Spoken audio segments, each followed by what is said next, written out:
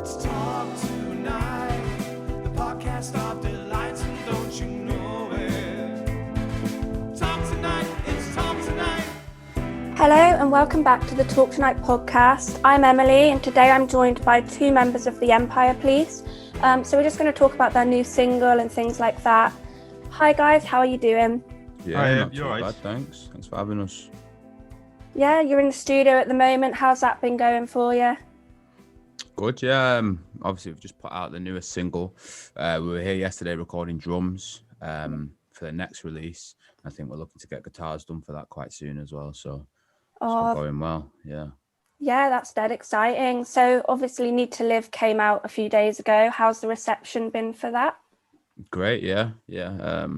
Obviously, it's been a labour of love, if you will, trying to get it out over the past few months. Obviously, having to record one by one, socially distanced, all that stuff. So it feels like a relief more than anything to finally have it out and to be, starting on this new little chapter. Yeah, definitely. And I mean, I saw on your Twitter and things like that you had to do it a bit differently, the recording, because of lockdown. So how was that? How did you find sort of the creative process, and was it like different? Was it harder? Well, it took a lot longer than usual, purely because of, people having to come into the studio one by one. But thankfully, over the course of lockdown, the place I work at, which used to be a music school, me and the owner, we built the studio over the course of lockdown, and just recorded it here. I think you kind of enjoyed I think you enjoyed having more time to sort of sit on things and to develop more ideas. Yeah. Whereas I feel like I was the opposite. I really like sort of knowing what we're going to be doing, going in, doing it all in a day. But you quite preferred, having that time to be able to think of new ideas and to be able to develop things maybe a little bit more than we would have been doing previously. So I think there's pluses and negatives to it, to be honest. But I'm just happy to be back to some sort of normality now, hopefully, and to be recording much quicker and much more efficiently.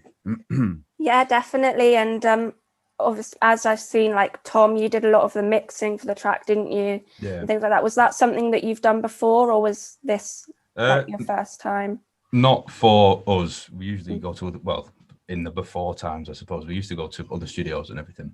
But I'm an audio engineer, so I do all that kind of thing for bands and solo artists anyway. So I thought, might as well just do it for us, Yeah, definitely. You've got the talent of doing it. Yeah, I think it's good. It's good keeping stuff in house as well, I feel. Especially having this space now as well where we can go to and we can record, we can practice. Yeah, definitely. Tom's a wizard when it comes to stuff like that, so it makes it much easier for all of us. Yeah. It's more fat for me though. Yeah. I don't have to worry about that. Don't even get paid. Yeah. Oh no. And Need to Live, again, it was kind of about lockdown, wasn't it, and the pandemic a bit. Do you want to tell us a bit more about the story behind it? I feel like at its height, it probably is a bit of a protest song, but I didn't really want to go like full tinfoil hat in terms of the lyrics and be cracking on with some pretty outrageous stuff. So I wanted to kind of rein it in a little bit, and not be, too intense and too direct maybe with the meanings behind the track. But I think it's pretty obvious what it is about, and it's that sort of that desire to return to normal again and to be able to do the things that we used to do. And I think it touches quite a lot, mainly I think on the incompetence of the government throughout this time. But as I say, I felt like it could be at risk of being a bit too self-indulgent if we just went off on a tangent and started talking about this and that, especially as it's not really a theme that we've touched on before in terms of the politics side of it. So I didn't really want to go all in, but maybe in future when we start writing about those sorts of issues, we can see if we can push it a little bit further. I think bands kind of need to now, though. Especially over the past year and a half. Especially with all that's going on. Need to have more of a voice with the music. Everyone's worried about streams or being played on radio. And I think it's just people just need to have that kind of goal to actually. Yeah. And I think that's what we're pushing forwards with now, to be honest. The next song is kind of about social issues, that sort of thing. I won't give too much away. But no, I think it is important, like you say, to have that now and to, like you say, have a voice and to be able to express your feelings and be able to express your thoughts on what's going on and what's affecting all of us. Definitely. And I think it's been a hard year, like music and things like that, and like gigs and stuff not being able to go ahead, etc. And you said before, like it's marking like a new chapter, and I get it, things have really changed in that sense. It seems like with the lockdowns and stuff. So it's good. It's nice that you've kind of taken a turn. Because yeah, like you said, like your other material hasn't really delved into those issues so much, but it's definitely going to be interesting to see where that goes for you. Yeah, absolutely. Yeah, I feel like it is sort of this post-COVID era now, where we've not played a standing gig now since December of 2019. So it's like in terms of there's a live side of it in terms of the record and everything like that, and actually being able to put on the gigs and play the gigs that we've wanted to be playing. It's been a bit of a struggle, like you say. It has been a rough year, but I think now coming out of it, we can start pushing forwards again and getting back on track, which is something that we're really excited about. Yeah, definitely. And I've seen that you've got a few gigs coming up with like the Blinders and the Sherlocks. Have you got any others in the pipeline? We've got Glaston Ferret at the end of August, which is like the Ferret's own little 3-day festival, which is brilliant. We've got a support with a band called Apollo Junction. That's in Leeds in November. And then we've got our Continental show. Yeah, we've got a show at the Continental, which is a big headline gig. It's the first time we played at the Conti, which is a local venue. So we're really excited about that. And it will be our first standing headline since, as I said earlier, December of 2019. So I think that's 18th of October. So by then, it'll be nearly 2 years since we've played a standing headline show. So I'm really excited for that one, just to get back at it and to do what we do. Yeah, definitely. Like that sounds dead good. The Ferret, you mentioned the Ferret, and being a student in Preston, like that's such a sick place. I've seen you've done quite a lot of them before as well, so that should be good. I'm going to try and go myself, actually. Yeah, it should be a good gig, really good. I'm looking forward to it. And like you say, it's a great venue as well. Yeah, it really is. It's nice central as well, so hopefully me and some of my friends will be able to turn up to that one. Hopefully see you there. Yeah, definitely. And we've obviously we're just coming out of it, but in lockdown, what sort of music have you been really enjoying listening to? Any like new bands or anything like that you've been enjoying listening to? No, I've been going through another Jeff Buckley phase for the past month or so. But yeah, I don't know. To be honest, I've just been listening to the same old. I'm really bad for listening to new music and keeping up to date with what's going on. I can't really remember the last time that I went out of my way to get into a new band. I know that sounds really bad to say, but I don't know. I just listen to the same old pretty much every day. It's quite repetitive, but I enjoy it. And what's that? What do you listen to then? A mixture, really. I listen to little bits of indie, but mainly sort of UK hip hop, that sort of stuff, really. Yeah. Sorry, one moment. No problem. So going back to talking about like the gigs you've got coming up, what gigs has been your favourite that you've played before? I think most memorable shows. We played a headline, I think it was October 2019, and we played a headline at the Castle in Manchester, and that's a really tiny, intimate, sweaty venue, and we sold that out. I think it was only like 100 cap, but to have that many people in there in such a small, like sort of intimate space, that was great. And one that we played probably like 4 years ago now. I remember that Rubber Hole gig. Yeah, that was sick. I think we were like 18 or 19 at the time. And people just ended up storming onto the stage, just like beer flying everywhere. It's like 20 people on the stage. And it was, I think we'd been gigging maybe for less than a year when that happened. And that was just crazy. Like, that's one that will always stick out in my mind, I think. Definitely. Is that the one when the police showed up? Yeah. Oh, no. Yeah. It was after we finished, though, to be fair. So we managed to play our set. We got out unscathed. Thankfully. I remember being incredibly triggered because People pouring beer all over your pedals. and, all my precious pedals and guitars just covered in beer. And I Yeah, spent no the next chance. few days just cleaning them. Oh no, yeah. Yeah. Or dried up beer, not nice at all. And if you could play a gig with anyone, who would it be? Probably the Cribs for me, to be honest. Yeah, I love the Cribs. I don't know. It's a really difficult question. I don't know. Current or Jeff Buckley. Jeff Buckley. Jeff Buckley. Yeah, anyone dead or alive. So That makes it even harder. it is a hard question because I'm sure there's I always think like there's probably so many different circumstances and different bands you want to play with, but to narrow it down to just one. Probably someone like Motorhead, because I managed to see them when I was 14 before Lemmy died. And it was one of the best gigs I've ever been to. Where did you see them? The Apollo in Manchester. Yeah, it was a It's a loud sick venue. Yeah. Yeah, Motorhead. I'll say Motorhead. Final answer. Final answer. So now we'll go into a few more like fun questions.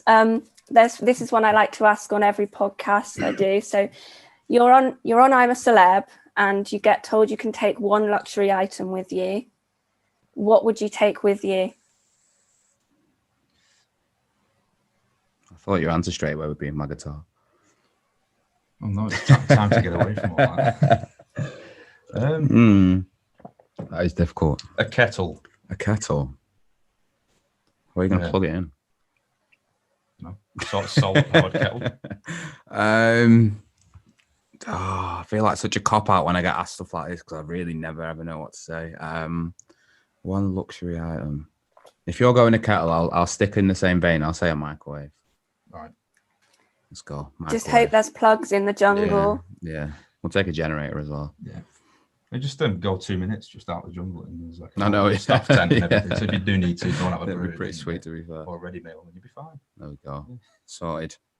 I'm sure they've got plenty of plugs anyway with all the cameras and that they've got about. There we go. We've thought of everything.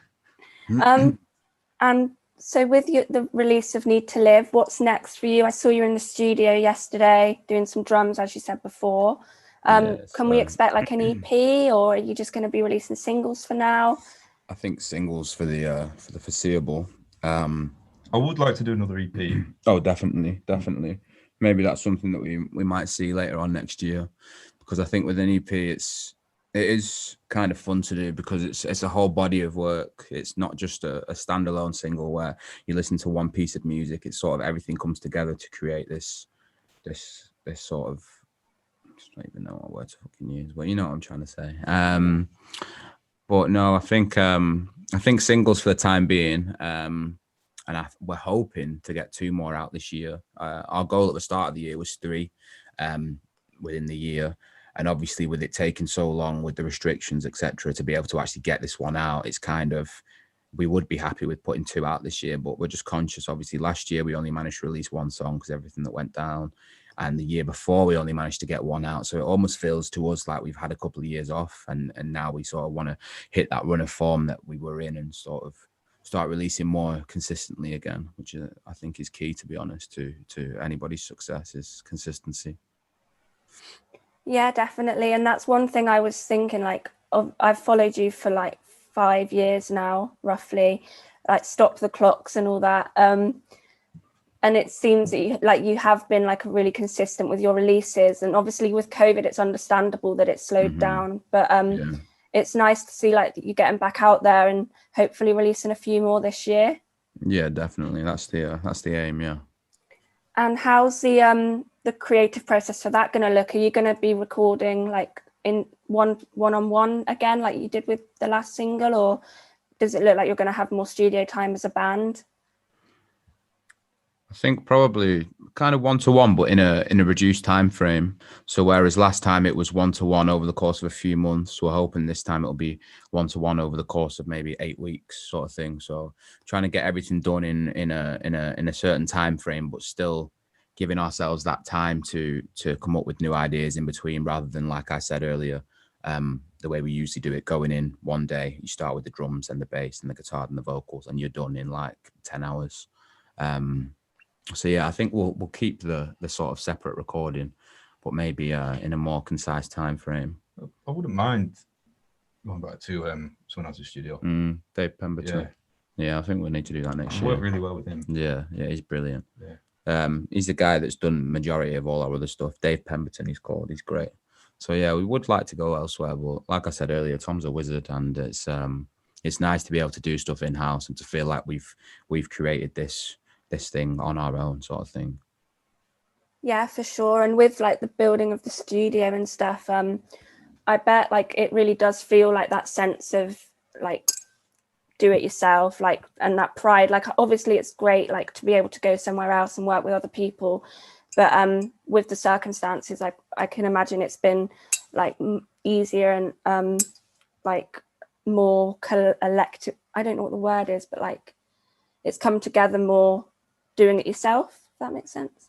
Yeah, it definitely feels more rewarding that way, I think. And we just have the time to actually think about, does something work or not, or does something actually sound decent or not? Whereas if you just spend one day in a studio, then it doesn't feel rushed. It never feels rushed.